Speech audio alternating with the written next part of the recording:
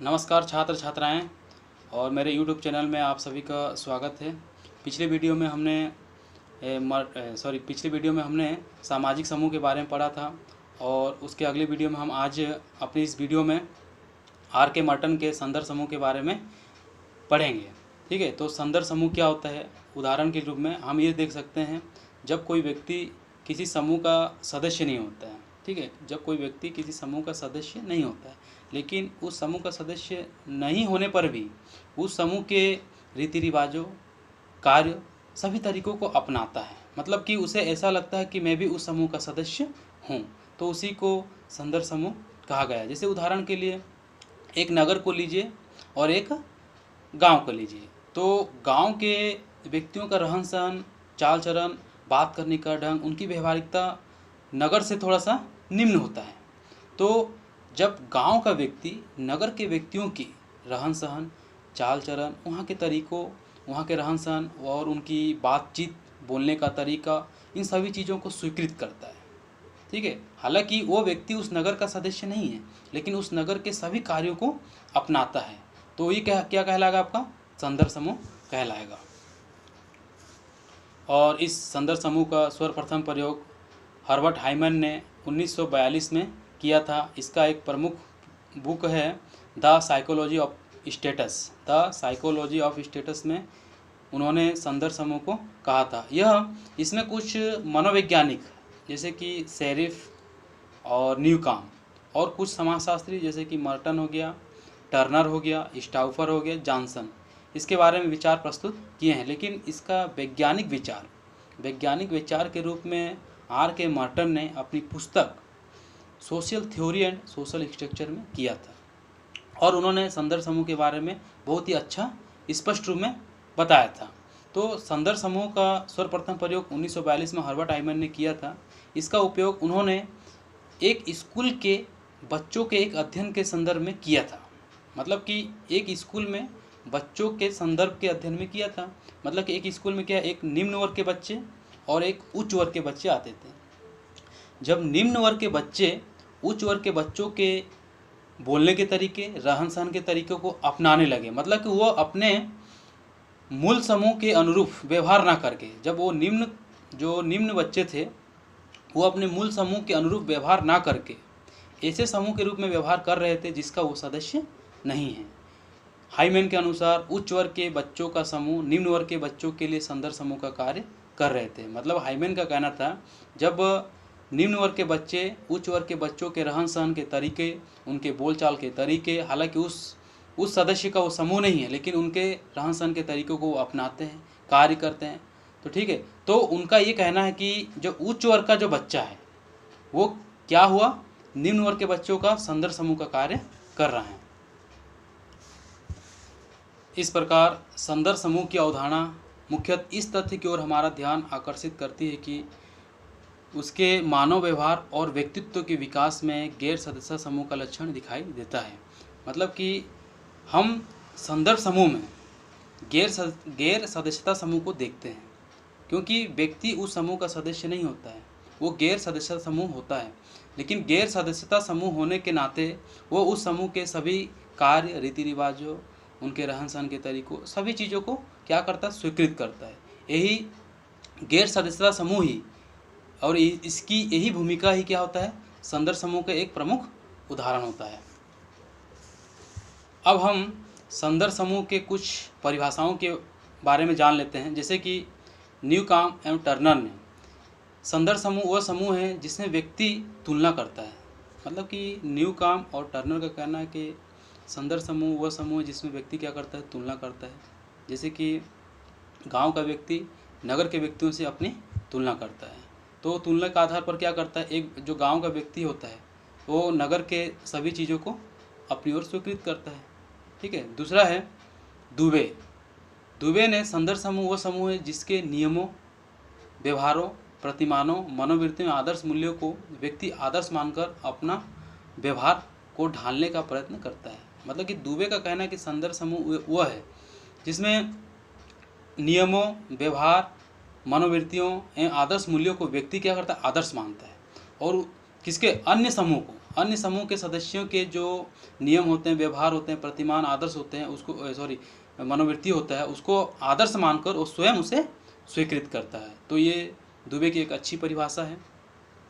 अब जॉनसन ने इसके बारे में क्या कहा था, आदर्श एवं मूल्यों से प्रभावित नहीं होता बल्कि मूल्य एवं आदर्शों से प्रभावित होता है। ठीक है, जॉनसन संदर्भ समूह की अवधारणा इस तथ्य पर आधारित की है कि सदस्य सिर्फ अपने आदर्शों एवं मूल्यों से प्रभावित नहीं होता बल्कि मूल्यों और आदर्शों से प्रभावित होता है जिसका वो सदस्य नहीं होता है। मतलब कि एक व्यक्ति क्या होता है, अगले के आदर्शों और मूल्यों से प्रभावित ना होकर क्या होता है, उसके मूल्यों और आदर्शों से प्रभावित होता है जिसका वो सदस्य नहीं होता है। फिर है क्लाइनबर्ग ने संदर्भ समूह काल्पनिक व नकारात्मक भी हो सकता है। क्लाइनबर्ग संदर्भ समूह को क्या कहा है कि यह नकारात्मक और काल्पनिक भी हो सकता है, जिस पर हम लोग कल्पना करते हैं, और ये क्या होता है, ये सही भी हो सकता है और गलत भी हो सकता है। मतलब कि ये कहीं ना कहीं मतलब कि गलत की ओर इशारा कर रहा है। ठीक है, मतलब इसको हम एक घटना के रूप में दे सकते हैं। फिर जॉनसन का कहना है संदर्भ समूह काल्पनिक भी हो सकते हैं, मतलब इसको हम एक घटना का रूप भी दे सकते हैं। ठीक, तो ये हो गया कुछ परिभाषाएं थी संदर्भ समूह के संदर्भ में।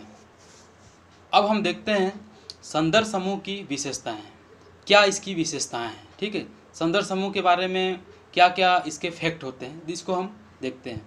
तो पहला हो गया, व्यक्ति का गैर सदस्यता समूह का सदस्य बनना ही संदर्भ समूह है। ठीक है, व्यक्ति का गैर सदस्यता समूह का सदस्य बनना है, हालांकि उस समूह का वो सदस्य नहीं है और उसके रीति रिवाजों, उनकी मनोवृत्तियों, उनकी भावनाओं को स्वीकृत कर रहा है। मतलब ये गैर सदस्यता समूह को संदर्भ समूह के रूप में प्रभावित कर दिया है। ठीक, दूसरा हो गया, व्यक्ति व समूह अपनी तुलना दूसरे समूह व व्यक्तियों से करता है। व्यक्ति और समूह अपनी तुलना, ठीक है, किससे करता है, दूसरे व्यक्तियों और समूह से करता है। संदर्भ समूह में इसी प्रक्रिया को हम देख सकते हैं, ताकि तुलना के आधार पर ही वो जो व्यक्ति अगले समूह से क्या करता है, उनकी मनोवृत्तियों और उनके भावनाओं को आदर्श मानकर उसे स्वीकृत करता है।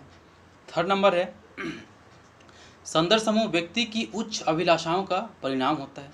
मतलब कि संदर्भ समूह में व्यक्ति का जो अभिलाषा होता है वो ऊंचा होता है। ठीक है, वो ऊंचा सोचता है, ठीक है, ऊंचा बनने की कोशिश करता है।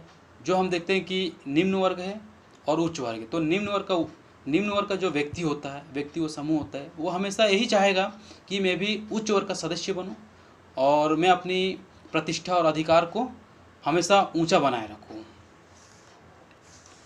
नेक्स्ट है, संदर्भ समूह का अस्तित्व प्राय व्यक्ति के मस्तिष्क में होता है। ठीक है, संदर्भ समूह का जो अस्तित्व होता है प्राय व्यक्ति के मस्तिष्क में, मतलब कि कल्पना के आधार पर व्यक्ति सोचते रहता है कि मैं उस समूह का सदस्य नहीं हूँ, लेकिन फिर भी उस समूह का सदस्य बनना चाहता हूँ।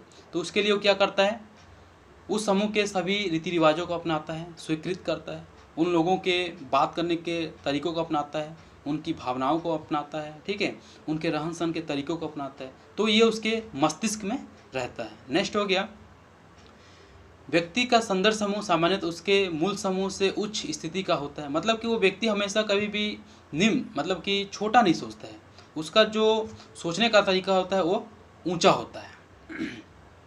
नेक्स्ट है, व्यक्ति के लिए वह समूह आदर्श संदर्भ समूह होता है जिसे समाज से प्रतिष्ठा मिली हो। मतलब कि व्यक्ति को इसके लिए प्रतिष्ठा मिलती है क्योंकि वो दूसरे समाज के समूह से क्या करता है, वहाँ के आदर्शों, वहाँ के नियमों, वहाँ की मनोवृत्तियों, वहाँ सभी चीज़ों को क्या करता है, अपनाता है। तो इसे समाज से इस चीज़ की उसे प्रतिष्ठा मिली है। यह अवधारणा, नेक्स्ट है, यह अवधारणा बंद या परंपरावादी समाजों में कम पाई जाती है। ये जो अवधारणा है बंद और परंपरावादी समाजों में कम पाई जाती है। बंद जैसे कि जाति व्यवस्था, इसको हम बंद समाज भी कह सकते हैं, परंपरावादी समाज भी कह सकते हैं। तो ये सभी प्रक्रियाएं क्या होता है, इन समाजों में कम देखने को मिलते हैं। और ये जो प्रक्रियाएं हैं, जो संदर्भ समूह की प्रक्रियाएं, ये आधुनिक समाज में देखने को मिलता है। अब हम देखते हैं संदर्भ समूह का मानव व्यवहार पर प्रभाव। संदर्भ समूह का मानव व्यवहार पर क्या क्या प्रभाव पड़ता है। जैसे कि दो समूह हैं, ठीक है, दो अलग अलग समूह हैं। जैसे कि एक समूह दूसरे समूह से क्या करता है, अपनी सभी चीज़ों को देखता है कि और तुलना करता है, उसमें कौन कौन सी गुण होते हैं जो हम में नहीं है, उस व्यक्ति में कौन सी मनोवृत्ति भावनाएं जो हम में नहीं है, वो तुलना करता है।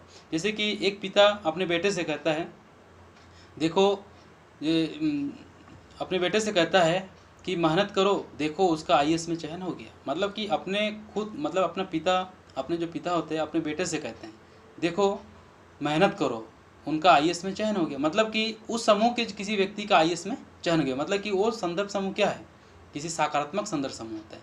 तो ये मनुष्य पर क्या होता है, मनुष्य पर प्रतिकूल प्रभाव पड़ता है, मतलब सकारात्मक प्रभाव पड़ता है, अच्छे के लिए प्रभाव पड़ता है। और उसमें एक प्रक्रिया होती है किसी नकारात्मक संदर्भ समूह।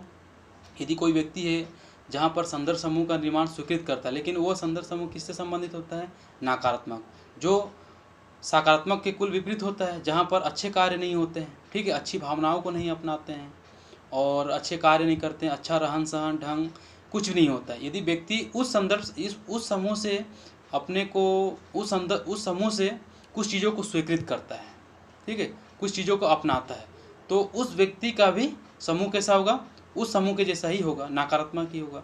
और कुछ सकारात्मक समूह भी है, जैसे व्यक्ति एक सकारात्मक समूह से अपने रहन सहन, चाल चलन के तरीके, उनकी मनोवृत्तियों, उनकी गुण, उनके सभी चीज़ों को स्वीकृत करता है, तो वो व्यक्ति भी क्या होता है, एक सकारात्मक प्रभाव पड़ता है, उस व्यक्ति पर सकारात्मक प्रभाव पड़ता है।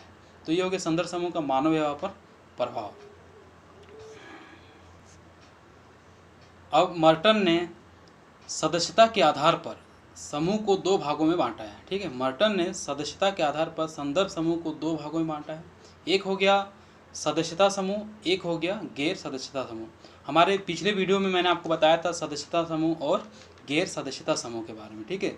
तो सदस्यता समूह क्या होता है, ये जन्म से होता है, जैसे परिवार, जाति, धर्म, राष्ट्र आदि से लगाया जाता है। ऐसे समूह को मर्टन ने सदस्यता समूह कहा है। विवाह के आधार पर भी सदस्यता समूह प्राप्त होती है। विवाह के आधार पर भी क्या होता है, सदस्यता समूह प्राप्त होती है, जब किसी महिलाओं को विवाह के बाद एक सदस्यता मिल जाती है, ठीक है।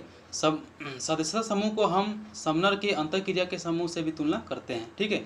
सदस्यता समूह को हम क्या होता है, हम समनर के अंतर्क्रिया समूह के साथ संबंध स्थापित करते हैं, जहाँ अपनेपन की भावनाएं होती है। तो ये सदस्यता समूह क्या होता है, जन्म से निर्धारित होता है, ठीक है। ये हो गया मर्टन का सदस्यता समूह।